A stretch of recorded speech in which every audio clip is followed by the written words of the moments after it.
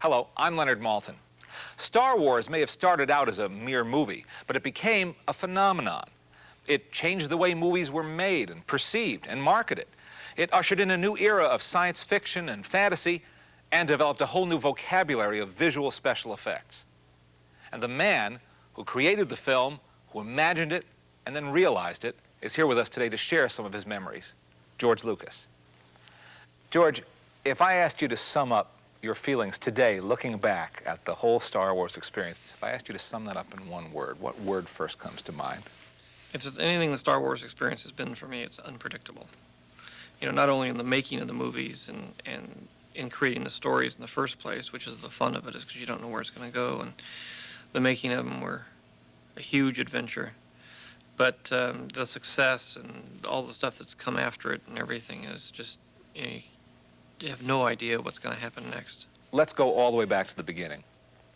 What was the beginning? I would say probably the original impetus for the whole thing was, I used to watch a serial on television called Adventure Theater, and they had Flash Gordon, Conquers the Universe on it, and I used to love that.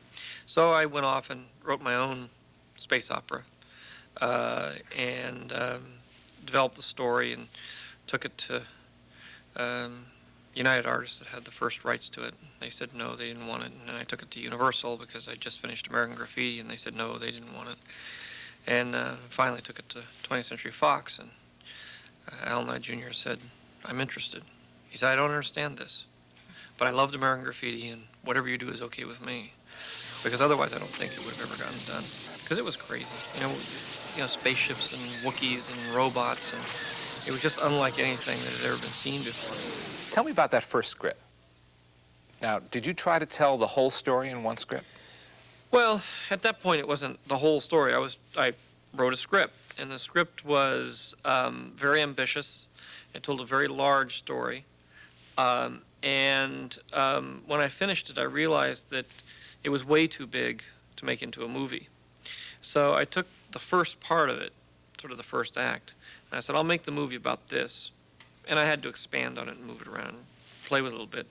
But I basically then focused on that as being the film. And I said, someday, if I ever get a chance, maybe I'll make these other things, the rest of it, the other two-thirds, into a movie. But right now, that's just going to have to go on the shelf, and I'll leave it there. And so that's really how the first project came to pass.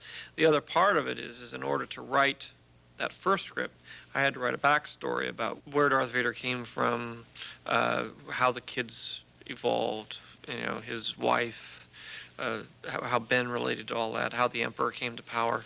And that ended up being the basis for the projects that I'm working on now. You have a go-ahead on the script. You're revising it as you're preparing now to shoot the movie. How do you begin to prepare to shoot this movie? I went around and there were no departments at the studios, no one to do this.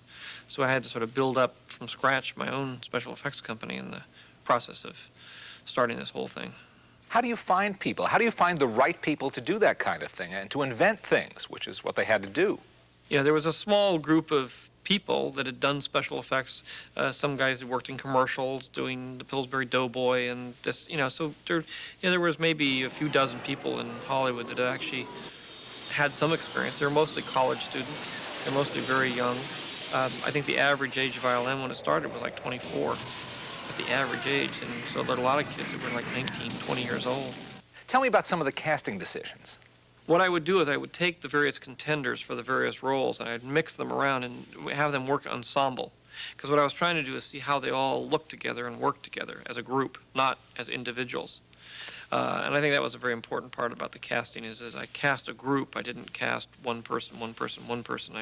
I saw how they all worked together and then chose it that way. What was the most serendipitous bit of casting? Probably Harrison. Fred Roos, who was helping with my casting, was a good friend of Harrison's,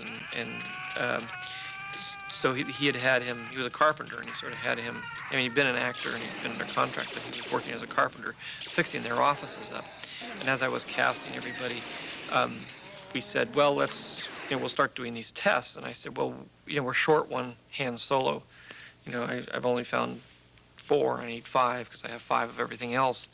And so I just said, well, Harrison, do you want to do this? You want to stand and sort of read some parts against these other parts so we can get through this thing? And he said, yeah, and he started reading them, and he read them better than anybody else did. What was the toughest part of making Star Wars?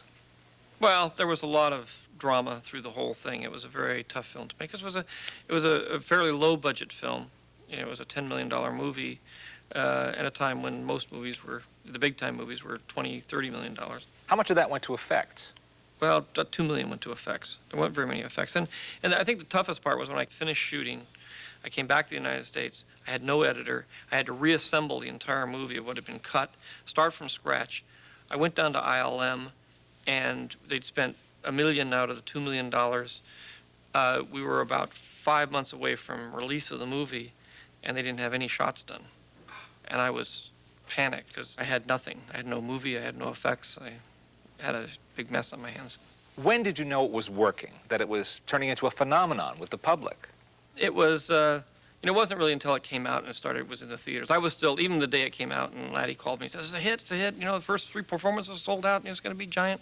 I said, look, all science fiction films do well in the first week. Wait until the 3rd week, and then let's see what happens. So I was always the pessimist. I'm sure you know how much Star Wars means to so many, many people around the world.